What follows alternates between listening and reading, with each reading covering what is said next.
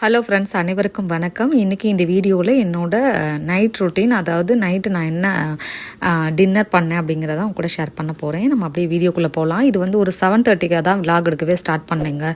இப்போல்லாம் பார்த்தீங்கன்னா 6:30 6:45க்கெலாம் வந்து சன்செட் ஆகிடும்.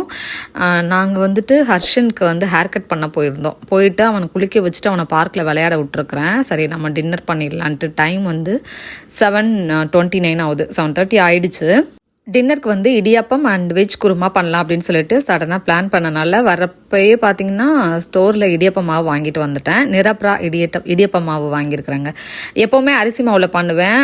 கொஞ்சம் அந்த ரொம்ப நாளாக வந்துட்டு அந்த மாவில் சொதப்பிடுதுன்னு சொல்லிட்டு தான் இந்த மாதிரி மாவு வாங்கி ட்ரை பண்ணேன். இடியாப்ப மாவே வாங்கி ட்ரை பண்ணலான்னு பண்ணேன். பட் சூப்பராக வந்திருந்தது. வெந்நி வந்து கொஞ்சம் நல்லா காய வச்சு கொதிக்க வச்சு எடுத்தாச்சு. இப்போ ஒரு 3 கப்பு வந்து ரைஸ் ஃப்ளார் எடுத்திருக்கேன். அதில் கொஞ்சமாக நம்ம உப்பு சேர்த்துட்டு கொஞ்சமாக எண்ணெய் ஆட் பண்ணிக்கலாம். சேர்த்துட்டு நம்ம வந்து எவ்வளோ தண்ணி வேணுமோ, அதாவது வெந்நி போட்டிருக்கோம் இல்லையா, அதை வந்து சேர்த்துட்டு கலந்துக்கலாம். இடியாப்பம் பண்ணி ரொம்ப நாள் ஆச்சுங்க. ஸோ அதனால தான் வந்து இன்றைக்கி ட்ரை பண்ணலாம் அப்படின்னு சொல்லிட்டு. ஏன்னா ரைஸ் ஃப்ளார் வாங்கும்போது சம்டைம்ஸ் சொதப்பிடுது. அதனால வந்துட்டு இந்த டைம் இடியாப்பமாகவே வாங்கி ட்ரை பண்ணலான்ட்டு சொல்லிட்டு தான் பண்ணியிருக்கிறேன். நான் வந்து இடியாப்பம் பண்ணுவேன் முன்னாடிலாம். இப்போ தான் வந்துட்டு ரொம்ப நாள் ஆச்சு சரி பண்ணலான்ட்டு கொஞ்சம் கொஞ்சமாக நம்ம தண்ணி ஊற்றிட்டு நான் உங்களுக்கு கலந்துட்டு காட்டுறேன். இப்போ வந்து கலந்தாச்சுங்க. இப்போ பார்த்திங்கன்னா கையில் எடுத்தோடனே ஒட்டவே இல்லை, நல்லா இருந்தது. இது கொஞ்சம் சூடு ஆறுனதுக்கப்புறமா நம்ம வந்து கலந்துக்கலாம். இப்போ வந்து சூடு ஆறிடுச்சு. நான் கையில் கொஞ்சம் எண்ணெய் தடவிட்டு அதை வந்து கலந்து வச்சுக்கிறேங்க. மாவு ரொம்ப சாஃப்டாக இருந்தது. நம்ம அரிசி மாவில் பண்ணுறதுக்கும் இந்த மாதிரி இடியாப்பம் மாவில் பண்ணுறதுக்கும் எனக்கு நிறைய டிஃப்ரென்ஸ் தெரிஞ்சுது. அரிசி மாவு கொஞ்சம் குறப்பாக இருந்ததுன்னா இடியாப்பம் வந்து ஒரு மாதிரி கொள்ளன்னு இருக்க மாதிரி இருக்கும், நல்லா இருக்காது. இந்த மாவில் ரொம்பவே சாஃப்டாக இருந்தது, நல்லாவும் இருந்தது. இப்போ இட்லி பாத்திரத்தில் கொஞ்சமாக தண்ணி விட்டுட்டு வந்து இதை ஸ்டீம் வந்ததுக்கப்புறமா நம்ம இடியாப்பம் பிழிஞ்சு வச்சிடலாம். இப்போ வந்து இடியாப்பம் பிழிகிறதுக்கு நான் இடியாப்பம் அச்சு எடுத்திருக்கேன். உங்களுக்கு வந்து இந்த மாதிரி பிழிகிறதுல கஷ்டமாக இருந்தது அப்படின்னு நினச்சிங்கன்னா நீங்கள் சுற்றுறது கூட எடுத்துக்கலாம். நான் வந்து ரெண்டுமே வச்சுருக்கேன். பட் இதில் பிழியலாம் அப்படின்னு சொல்லிட்டு இந்த இதை எடுத்துருக்கிறேன். கொஞ்சமாக மாவு எடுத்துட்டு பாதி அளவுக்கு இது பண்ணிவிடுங்க. ஏன்னா ரொம்ப ஃபில்லாக போட்டிங்க அப்படின்னா பிழிய ரொம்ப கஷ்டமாக இருக்கும், சுற்றுறதுனா தெரியாது. இந்த மாதிரி பிழிகிறது போடும்போது நீங்கள் மாவு வந்து கொஞ்சமாக போட்டுட்டு பிழிஞ்சு பாருங்கள், இல்லைனா ரொம்ப கைவலி வந்துடும். நான் அதனால தான் வந்துட்டு கொஞ்சம் ஃபில் பண்ணி தான் ஒரு பேட்சாக வந்து போடுவேன். சுற்றுறதா இருந்துச்சுன்னா நீங்கள் ஃபுல்லாக கூட போட்டுட்டு சுற்றலாம். ஸோ நான் வந்துட்டு இது கொஞ்சம் கொஞ்சமாக தான் போட்டுட்டு இது பண்ணிக்கிட்டு இருந்தேன், புழிஞ்சிட்டு இருந்தேன். ஸோ அதனால தான் வந்துட்டு கைவலி இல்லாமல் இருக்கணும்னா வந்து கைவலி வந்துடும். நெக்ஸ்ட்டு பேட்ச் பாருங்கள், எப்படி உடையாமல் நல்லா வந்து பூவாக அழகாக வந்துச்சு. இதே மாதிரி நம்ம இந்த மாதிரி இடியாப்பம் ஃப்ளாரில் ட்ரை பண்ணாலே வந்து இடியாப்பம் ரொம்ப சூப்பராக வரும். ஸோ இப்போ நம்ம வந்து இட்லி பாத்திரத்தில் இதை வந்து உள்ளே வச்சிடலாம்.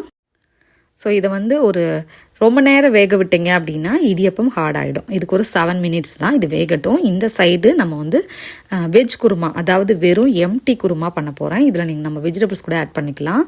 நான் ஒன்லி வெறும் எம்டி குருமா தான் பண்ண போகிறேன். ஸோ சடனாக பிளான் பண்ணனால ஒரு பாத்திரத்தில் எண்ணெய் விட்டுட்டு பட்டை, கிராம்பு, ஏலக்காய், சோம்பு ஆட் பண்ணோம் அப்படின்னா ரொம்ப ஃப்ளேவராக இருக்கும். வேண்டாம் நினச்சிங்கன்னா ஸ்கிப் பண்ணிவிடுங்க. சோம்பு ஆட் பண்ணிவிட்டு நல்லா பொரிஞ்சதுக்கப்புறமா ஒரு மீடியம் சைஸ் வெங்காயம் வந்து கட் பண்ணி வச்சுருந்தேங்க, அதை வந்து ஆட் பண்ணிக்கலாம். ஆட் பண்ணிவிட்டு இந்த வெங்காயம் நல்லா வதங்கட்டும். வதங்கினதுக்கப்புறமா நம்ம தக்காளி சேர்த்துக்கலாம். இந்த வெங்காயம் வதங்குறதுக்காக கொஞ்சமாக உப்பு சேர்த்து வதக்குனீங்க அப்படின்னா சீக்கிரம் வந்து வதங்கிடும். ஸோ இது வெங்காயம் வந்து ஓரளவுக்கு வதங்கிடுச்சு. இந்த ஸ்டேஜில் நம்ம இஞ்சி பூண்டு விழுதை ஆட் பண்ணிக்கலாம். 1.5 டேபிள் ஸ்பூன் கிட்ட இஞ்சி பூண்டு விழுதை ஆட் பண்ணியிருக்கேன். சேர்த்துட்டு நல்லா வந்து இதையும் வந்து இந்த எண்ணெய் கூடவே கலந்து விட்டுருங்க. இஞ்சி பூண்டு வதங்கினதுக்கப்புறமா இது புதினா வந்து சும்மா ஒரு 1/2 கை அளவு ஆட் பண்ணிக்கிறேங்க. ரொம்ப ஃப்ளேவராக இருக்கும் ஆட் பண்ணிங்க அப்படின்னா. அதுக்கப்புறமா இது கூடவே கொஞ்சமாக 1/2 கை அளவு மல்லி இலை ஆட் பண்ணிக்கிறேன். சேர்த்துட்டு ரெண்டையும் நல்லா கலந்து விட்டுருங்க. இந்த ரெண்டும் வந்து போடும்போது ரொம்ப ஃப்ளேவராக வந்து அந்த வெஜ் குருமாவோட டேஸ்ட் சூப்பராக இருக்கும். அடுத்து வந்து தக்காளி வந்து ஒரு மீடியம் சைஸ் தக்காளி 2 ஆட் பண்ணியிருக்கேன். இது வதங்குறதுக்காக உப்பு சேர்த்துட்டு தக்காளி இதெல்லாம் நல்லா வந்து மசிஞ்சு வதங்கணும். ஸோ அதனால வந்து மூடி போட்டுட்டோம் அப்படின்னா கொஞ்சம் நல்லா வதங்கிடும். ஸோ மூடி போட்டுட்டு இதை நம்ம வதங்கினதுக்கப்புறம் பார்க்கலாம். நெக்ஸ்ட்டு இப்போ வந்து தக்காளி வந்து நல்லா வந்து மசிச்சு விட்டுக்கலாம் நம்ம கரண்டிலேயே. ஸோ இந்த அளவுக்கு நல்லா மசிச்சதுக்கப்புறமா இதில் 2 டேபிள் ஸ்பூன் மல்லித்தூள், 1 டேபிள் ஸ்பூன் மிளகாய்த்தூள், 1 tablespoon garam masala, 1 tablespoon Kashmiri chilli, 1/2 teaspoon சீரகத்தூள், 1/2 டீஸ்பூன் மஞ்சத்தூள் ஆட் பண்ணி இதெல்லாம் நல்லா அந்த மசாலா எல்லாம் கலந்து விட்டுருங்க.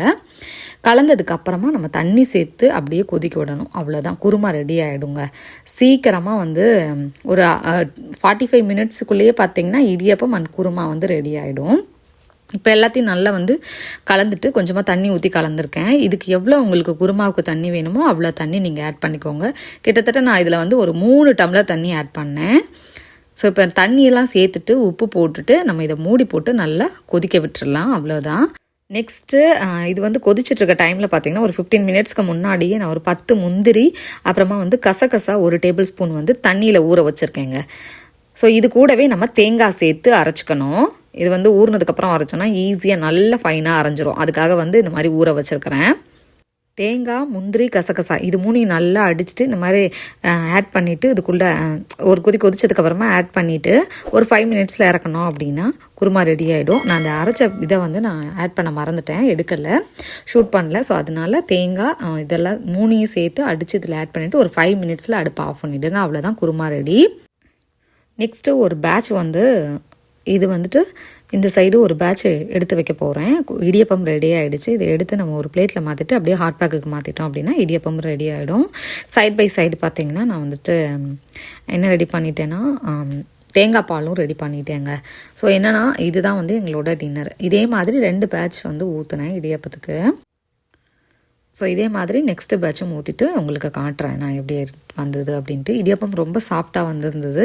7 மினிட்ஸ்க்கு மேலே வேக விடாதீங்க. 7 to 8 மினிட்ஸ் அவ்வளோதான் இடியாப்பம். அதுக்கு மேலே வந்தது அப்படின்னா ரொம்ப ஹார்டாக இருக்க மாதிரி இருக்கும். ஒரு மாதிரி சாஃப்டாக இல்லாமல் கொஞ்சம் அந்த ரைஸ்க்கு வந்து ஹார்டாக இருக்க மாதிரி இருக்கும்.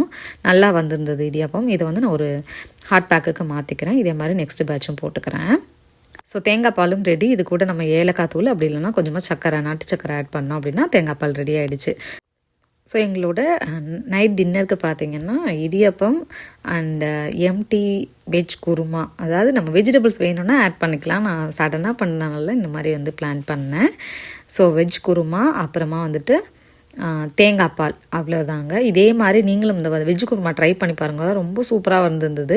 நீங்கள் வந்து இது கூட வந்து நம்ம கேரட்டு, பீன்ஸு, பொட்டேட்டோ இந்த மாதிரி எல்லா குருமாவும் எல்லா வெஜிடபிள்ஸும் ஆட் பண்ணிக்கலாம். ஹர்ஷனுக்கு ரொம்பவே பிடிச்சிருந்துச்சு. அவனுக்கு தேங்காய் பால் பிடிக்காது, அதனால் குருமா வச்சு சாப்பிட்டா 2 பேரும் சாப்பிட்டுட்டு இருந்தாங்க. அவ்வளோதாங்க.